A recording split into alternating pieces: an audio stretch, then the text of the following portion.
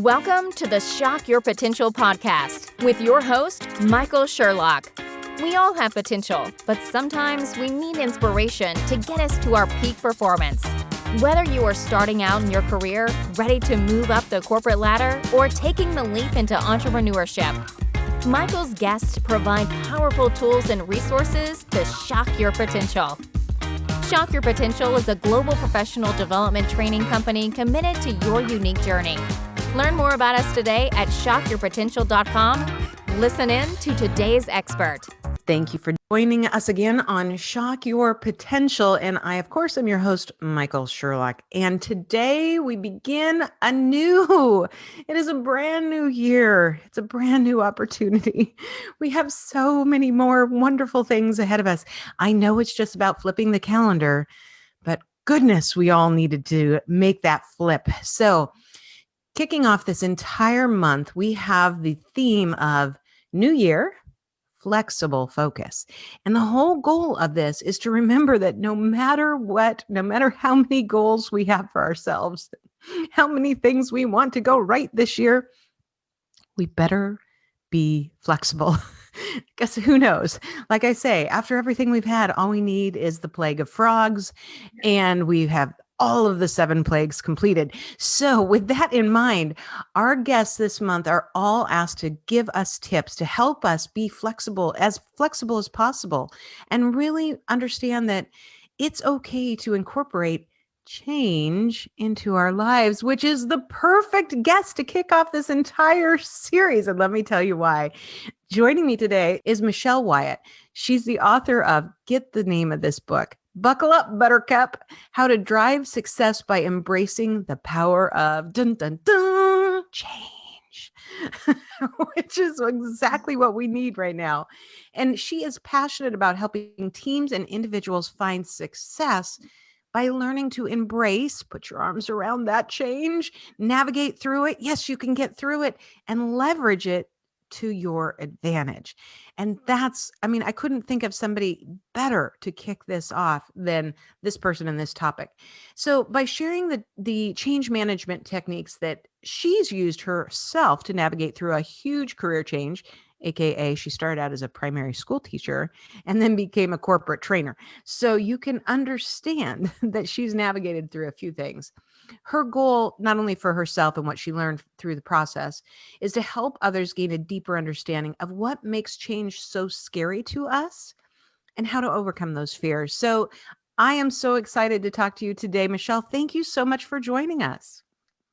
Well, thank you so much for having me. I'm very excited to kind of kick off the new year and talk about change, because I've heard so many people, and you see it everywhere you look, but everyone is ready for a new year. And like you said, yes. You're all waiting for the other shoe to drop, something else to happen, plague of frogs.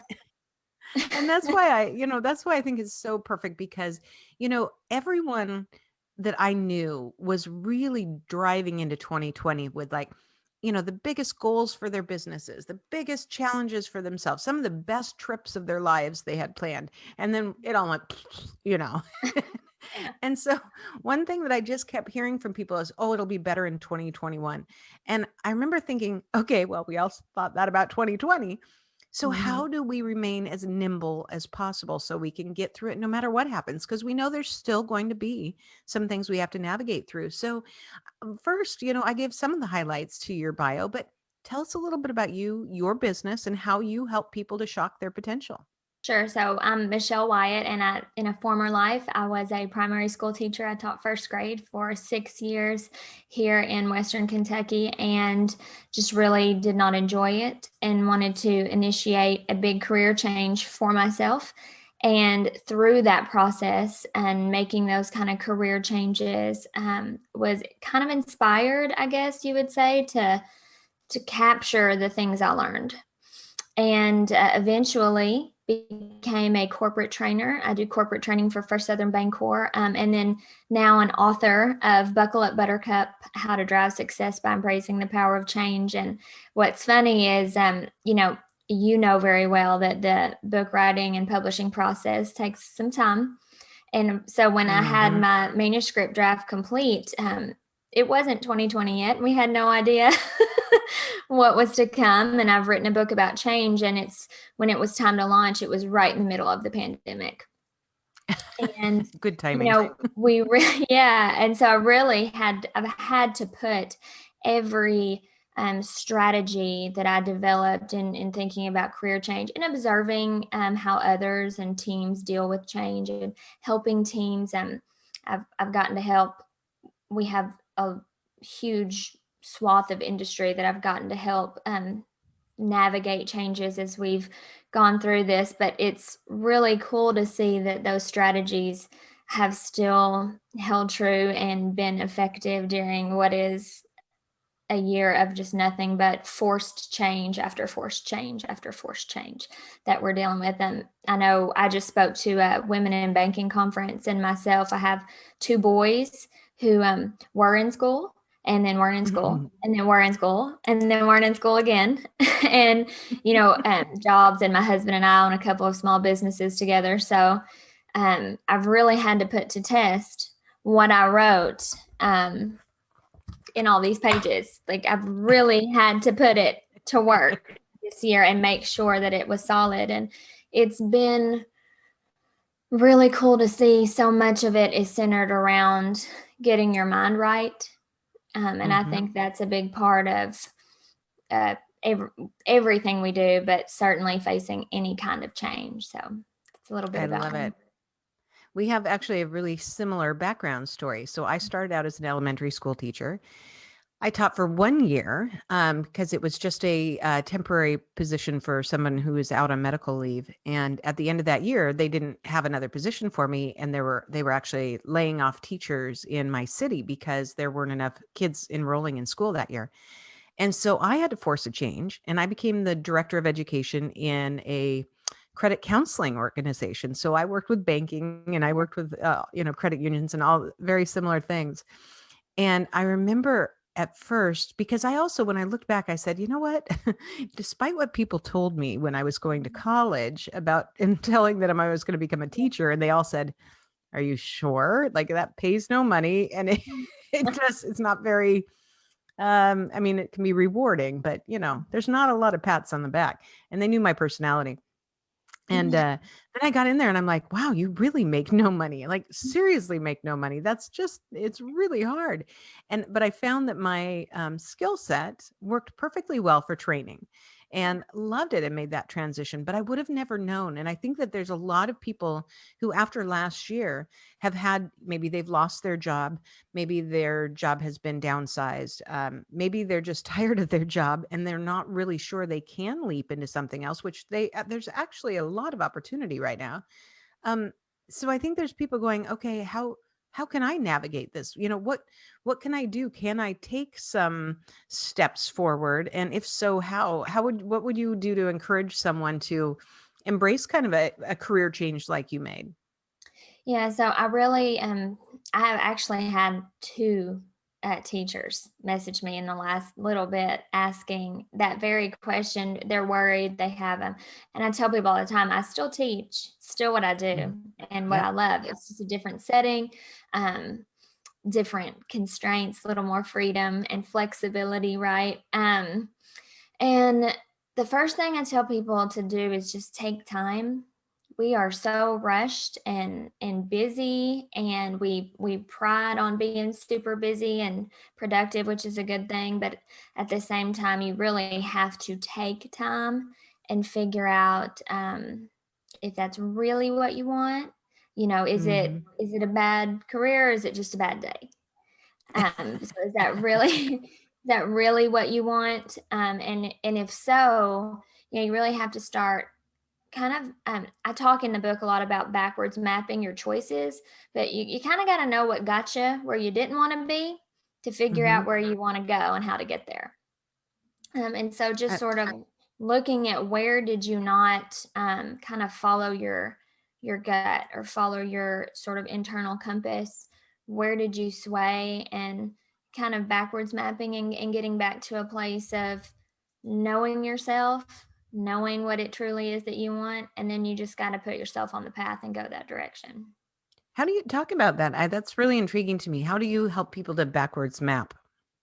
Honestly, it's a lot of talking. Sometimes it's writing. We do a lot of, I love a good brain dump. I actually have a whole section in my book over the process I call doing, because it's very easy, right? Everyone says, just get started, just get started.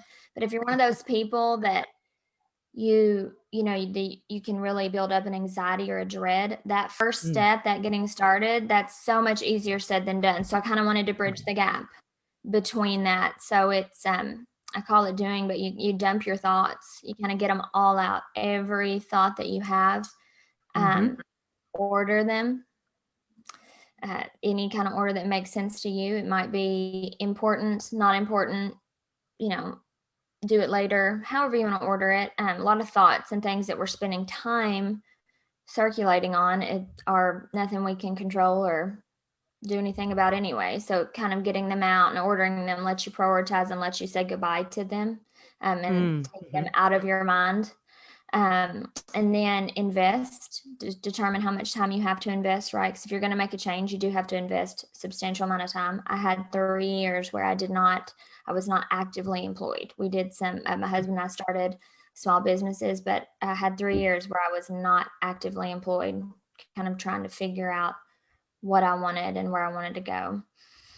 And then in doing, we say neutralize, neutralize your distractions. You do have to have some focus. So whatever your distraction is, most of the time, the first thing I hear is that I can't, I Mm. can't neutralize my kids. I can't.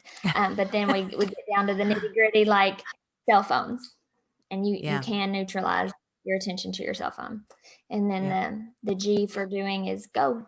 And once you've kind of gotten through your thoughts, it really all starts with you're at mentally and your thoughts. And if you all those and come up with a plan, establish it, um, work with the time frame that you have, you'll be ready to go after you've done all that. I like that. There's a lot of elements in there that I think everybody can relate to, and especially with the neutralized distractions, because there's a lot of times people are like, I can't, I can't, I can't. But it's like, and many times it's not because you can't, it's because you haven't. You haven't yet. You Right. haven't tried that yet. Maybe you've tried one thing like, oh, I tried to close the door, but the kids keep coming in. Okay. Did you put a piece of red paper on the door that says, do not come in unless the house is on fire? No, I didn't do that. Right. Okay. Yeah, you know, absolutely. did you tell people this is my time for writing or journaling or whatever, and give people boundaries? Because if we don't communicate what we need, then how can we expect it to magically appear? Yeah, absolutely. And we're in a day and age where we are so connected. We have a cell phone. I have on a Apple Watch. I mean, we're so connected, and we that is a choice. We do not have to stay that connected all the time. And if there's Hmm. something that is, a lot of people that I work with, social media is a real, not only a distraction but a deterrent for them Hmm. going after what they want. I talk a lot also about how comparing yourself to other people's journey. Um, can sometimes really derail you from your own. And social media is Oh, a real yes. trap when it comes to that, because you're seeing highlight reels. You're not Ah, seeing the yes. real. You're not seeing what it took to get there, or the sleepless nights or any of that. So when we talk about distractions and being connected, that's a big one. Yeah, I totally agree. In fact, we really took a very different and unique approach with our social media this year for the business. And I've almost stopped posting anything personal, not because I didn't want to, but because we've been so focused on what we've been doing on the business side. And I've gotten it down to where I do certain things at certain times of the day. And then other than that, I have none of them open. So none of them will distract me, because otherwise I could spend all day on it. And that's been really successful for me, but I hadn't done that before. I probably started that about 6 months ago, where, right, the first thing when I sit down, I check certain things to make sure they all went out okay. There's certain things I have to respond to, and like, oh, yes, that me from my Right. personal account to the business account or whatever. And I do that before, the first phone call or the first, whatever I'm doing. for the day. And then I have certain times because I know also when things go out. So, we have posts that are already scheduled. They go, the Instagram goes out at 10:30 in the morning. We got this going out then. And so I try and time it that way and then get it done and done. And so now Yes. it's just a process. But I know there's a lot of people who do get distracted by that and don't realize how much time that is taking up from them to maybe plan, strategize, or even just relax. Yes. Yeah. It's just connecting your brain and giving yourself the space and the time to think about if the choices you're making are really getting you where you want to go is Hmm. huge. That was probably the biggest thing when I ask people, how did, or when people ask me, how did you get there? How did you get to that point? I say I had to take time Mm. and get everything else out of the way. It sounds impossible when you Hmm. say that to a lot of folks, but when you really look at, I love, I don't know if you've heard of Laura Vanderkam. She's an author, but she does a Hmm. lot of study on time and how we use our time. And Yep. I love her books because at the base of everything, we have the same amount of time in the day as the most successful person in the world. Yes. And it's how you break it down. And a lot of people never look at, I love though, on our iPhones, it now has the feature that tells you how much screen. So it's like, you're just going to get shamed every time that pops up. And you're going to know Yes. you spent X amount of hours this week and on Instagram. And it's like, oh, Oh, yes. well, I guess I wasn't as busy as I thought I was. And you're like, I don't think Oprah does that. I'm pretty Yeah, I don't sure. think. In fact, in fact, I read something recently about Oprah because I was referring to her in a presentation I was doing, and about who you look at and who you emulate, and what success you want to achieve. And I said, I'm Sure. always saying I'm gonna, I there's certain things about Oprah that I just absolutely love, and one is the fact that she didn't just wake up and become a billionaire. She interviewed a lot of incredibly talented and successful people. And then she learned from them. So I'm Yes. like, this is the greatest opportunity I have. But so I was like, I wonder what time she wakes up and all this. So I was searching it. And sure enough, there was a quote from some article she did in, some magazine somewhere. And she goes to bed every night about 10 Mhm. o'clock and wakes up naturally around 6 with no alarm unless she has to be somewhere early. And that Mhm. every day around noon, she does her finances, like she pays her bills and all that because she doesn't trust anybody else to do it, which I thought was really interesting. And it made me think about, the Yeah. choices that we make, that we all make, the things that we still want to have control over because it makes us sleep better at night, but also the things that maybe we do that people, I just assume she woke up at 4 a.m. every morning, to figure out how to make the Right. next $1 billion Yeah. deal. But it's nice to know that you don't have to kill yourself to have success. You just have to know what things Yeah. are important to you. You do. That's it at the base of everything is just knowing what you want, um, kind of what gives you that fire, what gives you that drive, and then doing what you can to go after it. It might not happen tomorrow. It's a Right. long process, but it can be a good one if you let it. I agree. So this whole month is about maintaining a flexibility of focus so that we can handle anything that comes at us. And I really think it's the greatest opportunity we have now from everything we learned last year, that you just never really know what's going to happen. So we better be able to plan some adaptability to change in there along the way. So what are your tips for my listeners and viewers to be able to navigate through this crazy new year? I really think at the base of everything, it's learning how to sort of manage what you can manage, which at the end of the day is yourself. Mm-hmm. Just feeling empowered that you can't control the weather, but you can control whether or not you bring an umbrella. You, you can't, That you is know, true.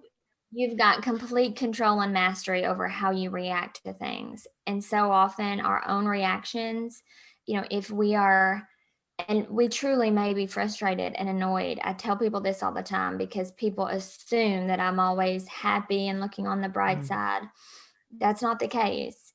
but I just refuse to let myself speak it, say it, put it out there over and over again, because it never affects the result that you're getting. Mm-hmm. It can, but it will do it negatively. You will get I if agree. you're speaking negatively, if you're poo-pooing everything, right, it's going to turn to Mm-hmm. poo. That's what you're going to get. So If you poo poo, it's going to turn to poo. I think that'll gonna be the turn to title of poo. this episode. No, it's That's so it. true. I absolutely agree. Yeah, and you have to have control over your own self, your own reactions. And just because everybody at the break room water cooler is fussing about a process change that's happened this year doesn't mean you have to.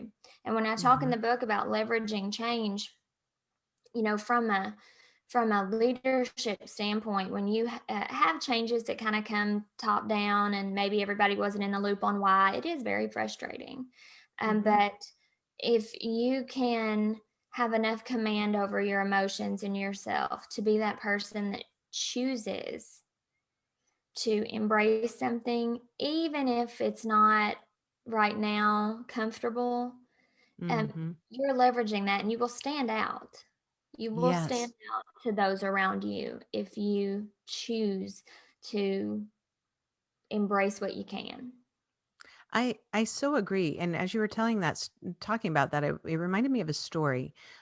So the last two corporate positions I held, I was responsible for creating a lot of corporate change, massive amounts of corporate change, changes in processes, policies, procedures, sales processes. It was very stressful on people, and I knew that, but we had to. We had to make the changes that had to be done, and there was a roadmap to success. So I was very confident that the outcome would be good. But it's always very stressful for people who maybe hadn't had that many policies or procedures, that they were required to follow. In many cases, we had business owners who had sold their business to the larger company and still were operating their individual businesses the way, they always had. So those were really stressful times. And I had a gentleman in particular, and if he's listening to this, he'll know exactly who I'm talking about. Actually, there's a couple of them. There's probably 3 or 4 people. They'll go, "That's me." But this one in particular, he was really, really frustrated by the changes, and in particular about a pricing change, because the pricing changes we were putting in place were vastly different than what he had been charging. And he was really fired up about it. And he kept coming at me with questions. And, and he's a very confident guy. So his initial approach could have been viewed as hostile, because he's, really direct. But I just knew there was something, the way he asked the questions, I knew there was a pain point in there. And I knew he didn't want it to happen, but he really wanted to understand why. And he wanted to know that if we did this, it would work. And one day he asked if we could have a call with another colleague. And because I knew she was struggling with it too. And I just said, okay, you guys ask me every question, yell at me, scream at me, tell me you think I'm wrong, whatever. But one way or the other, I'm going to get you there. And we probably spent, I don't know, 90 minutes on the phone. And there were some really heated moments. But in the end, I said, okay, what other questions do you guys have? And they're like, well, the only other question is, are you going to change this because we don't like it? And we know the answer is no. And I said, you're Right, correct. No, I'm not going to change it. right. But I also want you to take a little bit of a leap of faith with me. And I'll tell you if what I tell you that I've experienced in this, doing this already across hundreds of businesses, if this doesn't work, if this really fails, I will let you guys operate differently. Mhm. But you need to commit to me right now that you will try it and you will support it to your team exactly the way I'm telling you to. And you give that at least 60 days. And I knew both of these people were really high moral people. I knew they would. I knew that if they gave me their word, they would follow. Now, that's not always the case.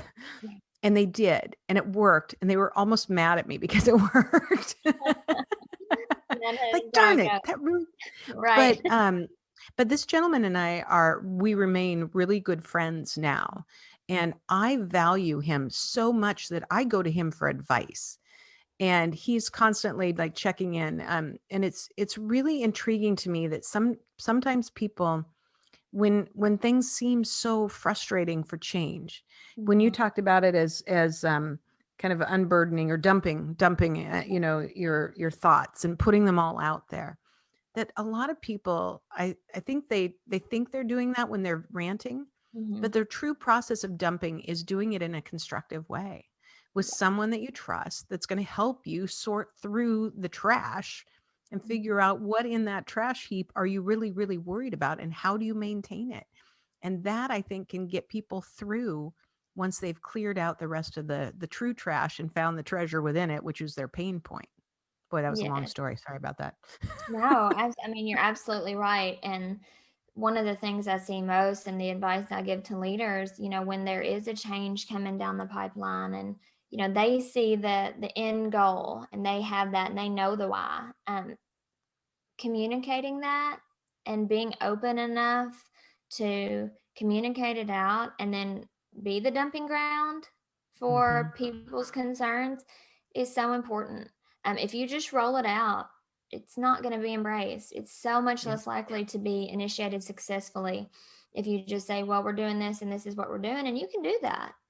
Yep. That's, and sometimes if it's particularly sticky or stubborn and you just got to rip the band-aid off and go, and it is what it is, that happens. Those changes exist. But for the most part, leaders in any organization have got to communicate clearly the why behind what's happening because they see the big picture, but they don't see the nitty gritty of how it affects this particular person on the front line, who it makes it much more difficult for them to give good service to their customers because of this Hmm. process change. And so they maybe didn't realize that. So opening those lines of communication, I love that you shared that story because it's so important. Absolutely. And I think that, last year we hit a pandemic that none of us expected. And so that, cost a lot of people, not only many their jobs, many their security, maybe, fear of their health. There was a lot of negative things, obviously, along the way. And to your point, you can't control the weather, but you can take an umbrella. It was one of the biggest things that I learned in my business is I couldn't just operate my business with one primary channel of income and be able to survive that storm Right. unless I was willing to go get an umbrella. Right. And so I picked up a couple umbrellas along the way.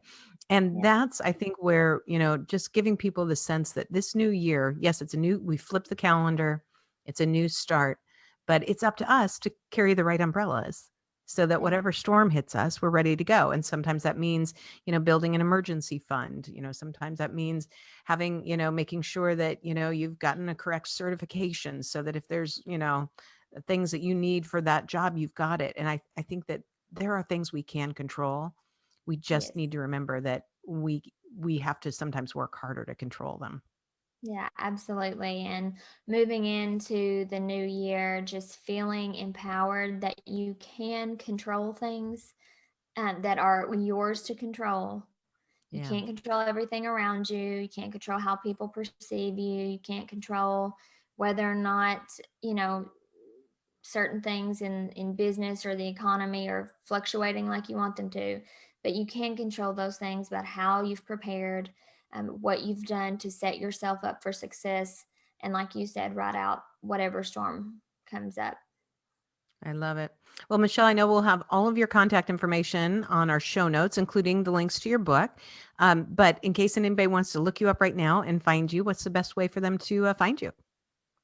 The best way to just find everything is to go to buckleupbuttercupthebook.com. All of my social channels are linked out there, but also on LinkedIn, it's LinkedIn/Michelle-Wyatt-author on Oh, good. LinkedIn. So that's a fun way to connect with everybody and love sharing. I share some little tidbits out on LinkedIn every so often. So that's the best way.